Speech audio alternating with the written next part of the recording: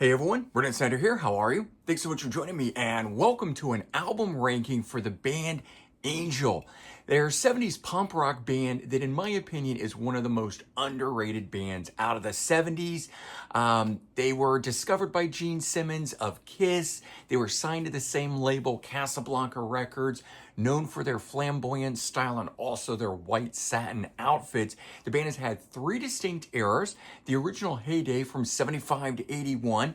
They reformed in the late 90s and then reformed again in 2019 to present day. They are still going and releasing albums. To date, we have gotten 8 studio albums. I'm going to rank all of those for you guys here in just a bit. But before we start, if you're new to my channel and haven't already hit the subscribe button, please do. Also leave a comment, hit like. All those things do help support my channel. I'd greatly appreciate it. And of course, as an added bonus, by turning on notifications, you'll never miss an episode and stay up to date on really cool things like this with an Angel album ranking. All right, so we are going to kick things off here at number 8, and coming in at that spot in the beginning from 1999. This was their 6th studio album at the time. It was a reformed lineup, and we have 2 original members in this version of the band. We have Frank Domino on vocals. He is the only one to actually be in all the different lineups of the group. We also have Barry Brandt on drums, and the band actually brought in or had guests on this album, original guitarist Punky Meadows, and then Felix Robinson on bass, who replaced Mickey Jones at one point. This one here had, the 4 of those guys working together for the first time in 18 years, which was really great. But unfortunately, the material that came out of those sessions, as well as the rest of the album, for me, really doesn't sound anything like the classic Angel sound. Frank sings in a much lower register here. They use a lot of acoustic instrumentation. There's a much more organic feel, even getting into bluesy rock territory, as opposed to the whole pump rock thing that they're really known for. Still, there's some great tracks on it, like song number 3, Hero, which that one in and of itself is a great pump rock classic song that they were able to do on this one. But none of the material here really has that progressive rock feel. And the big thing I think that's lacking on this album is the missing sound of the classic keyboard sound from Greg Giuffria. That's not here on this. So unfortunately, that is why this one is coming in at last place. Doesn't mean it's a bad album. It's a good late 90s era album, just not one of the greats in terms of Angel.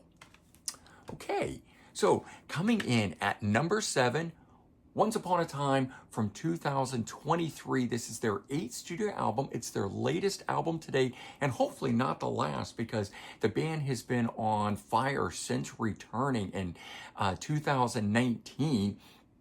So this one here is basically the band picking right up where they left off. We've got Frank Domino on vocals. We've got Punky Meadows on guitar. So 2 original guys as part of the reformed lineup. This version of the band from 2019 has continued into this one here, 2023, and it really builds upon that 2019 era album, Risen. But this one here, I think, really reaches back into more of the pump and progressive styles than the previous album, Risen, did. So this one here has a bit more of the hallmark sounds that we know and love from them. But at the same time, this new era of the group, I think they finally have settled into their own. They can experiment a little bit more. They're kind of their own entity at this point. And now that we've had that reunion album previous to this one, Risen, this one here was, able for them to kind of do what they do. And there's a lot of fantastic standout songs on this album. The Torch, Black Moon Rising, It's All Right, and here, this one, which has 18 words in it, we have Once Upon a Time, an angel and a devil fell in love, and it did not end well. All of those are great songs. So this one here, I had a hard time putting it at number 7 because it is such a great album. It's just all the ones that are coming after this are just as good and maybe a hair better than this one, but this is a really good album. All right, so coming in at number 6, we have Risen from 2019, their 7th studio album, reunion album. As I said, featuring Frank Domino on vocals, Punky Meadows on guitar. And this one really just picks right up where they left off in 1981. It even opens with Angel Theme, which was the last song on the debut album. And it skips over the sounds that came from, in the beginning, the 1999 reunion album. And it basically just falls right back into all the stuff that we love about Angel. This one here might lean a little bit more towards the pop rock sound than the punk rock and progressive rock stylings of Angel. But it's just done so well on this album, which is why it's one step above the last album we talked about. Such standout songs as Under the Gun, but an absolute killer track on here that gets stuck in my head every single time I play it, Shot of Your Love. A great sing-along style track. If you, for some reason, you've never checked this one out, give that one a listen. But further to hammer home this reunion thing, as I mentioned, this opens up with Angel Theme, but the last track on here, it's a bonus track, but it is the last track, is the song Tower, which was the first song on their debut. So they do both the first and last song from their debuts on this album here, which was kind of a cool way to reintroduce, to bring them back on here. This album, when it came out in 2019, I think was such a breath of fresh air, and for such an underrated band to return as strong as they did with this one, amazing in my opinion. All right, coming in at number 5, On Earth as It Is in Heaven from 1977, their 3rd studio album. Last to feature original bassist Mickey Jones. Killer opening track on this, Can You Feel It? Kicks things off right.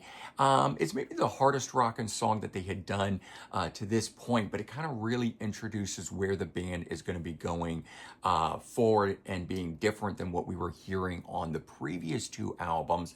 Another great track that's on this one is Cast the First Stone, which was actually recorded during previous album Helluva Band sessions, and it kind of makes a great bridge between those 2 albums. As you're going to hear in this album ranking, the band has gone through a lot of styles and has changed a lot of different times, and it's always nice when there's those bridge and things to carry us over and move us from one to another. And this album absolutely has that. Now, I did a discussion topic on the band Angel on Sea of Tranquility, Pete Pardo's channel. It was an episode for the series called What Is It? We talked about Angel, and it was really hard to try to pigeonhole the band. I mean, really, you can't pigeonhole, but to nail them down as to what they are, and it's actually very difficult, but I think that's one of the things that I really love about the band, is that all their albums sound different, and you never quite know what to get, and even still to this day, they're doing amazing things. But all in all, love this album, and that's why it's coming in at number 5. So coming in at number 4, we have Helluva Band from 1976, their 2nd studio album. Some of the progressive rock of the debut carries over onto this one, but they begin to show their punk rock leanings on this one here, that those would really come forward on the next few albums. This one opens with the rockin' song Feelin' Right, which was something very different than had not been on the debut album. So to have that on here really sent a message right out of the gate. And it's got one of the best guitar, keyboard sort of call and response solos between those 2 that must have absolutely gone down a storm in concert. I never had the fortune of seeing the band back in the day, but I can only imagine what it would have been like to have seen that.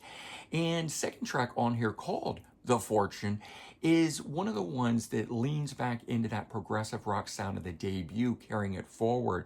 But there's a lot of other great standout tracks on here. Any Way You Want It, Dr. Ice. the album sort of straddles the best of both worlds between that progressive rock and the punk rock sound where they're going.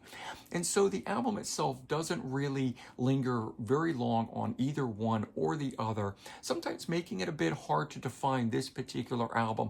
But again, it's a great album and I do enjoy this one. Okay, we're down to the top three here. So coming in at number three, Sinful from 1979, fifth studio album. Originally, the album was called Bad Publicity. It had different album art on it. Even some of those copies went out to the market and were sold. So you can find them on LP if you're lucky enough.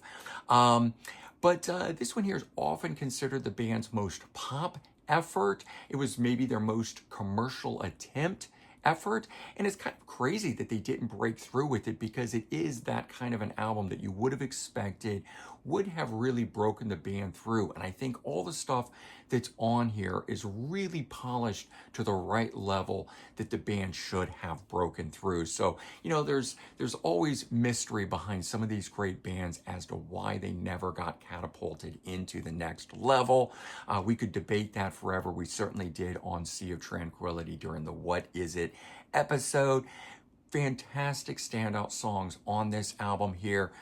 Don't Take Your Love, LA Lady, Just Can't Take It, You Can't Buy Love, Bad Time is an absolutely stunner of a track. It's my favorite one off here. It's one of the reasons this one is coming in as high as it is.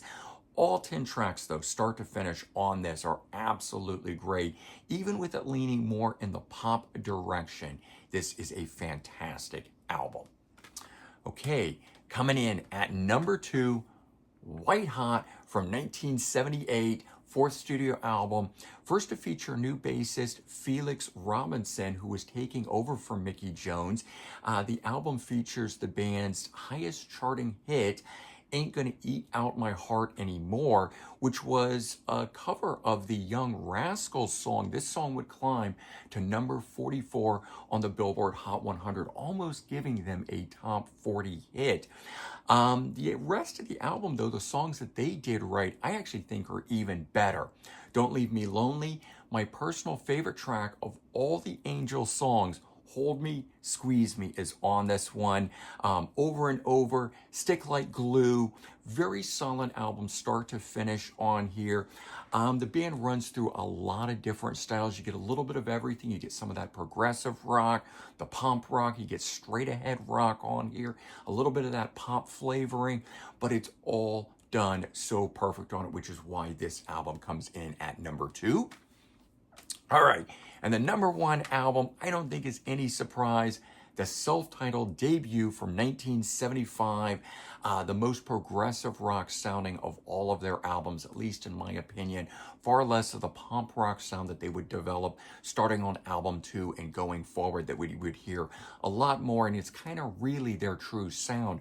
But this one here, for whatever reason, just hits all the right marks. It's a very classic 70s sounding album as well. The way it was recorded, the way that it's structured, just everything about this album screams 1975 when you hear it. Opening track, Tower, which is a heavy keyboard laden track on it, sets everything up for the tone of the album.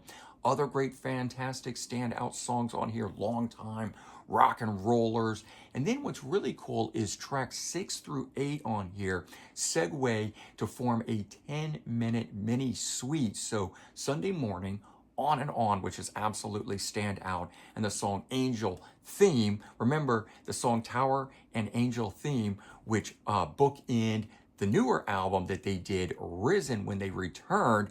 Those are from this album here, so making this one absolutely stand out, and why this one here is my favorite and the number one album of Angel. And so there you go. That is my Angel album ranking, all 8 of their studio albums. I hope that you've enjoyed this here. Don't exactly know the time that this is posting, but I am doing an interview with keyboardist Greg Giuffria that will be posting in or around the release of this here. So definitely keep an eye out and check out for that. But all in all, weigh in and let me know which Angel album it is that you think is number one. All right, everyone, take care, have a good one, and I'll talk to you real soon. Bye-bye.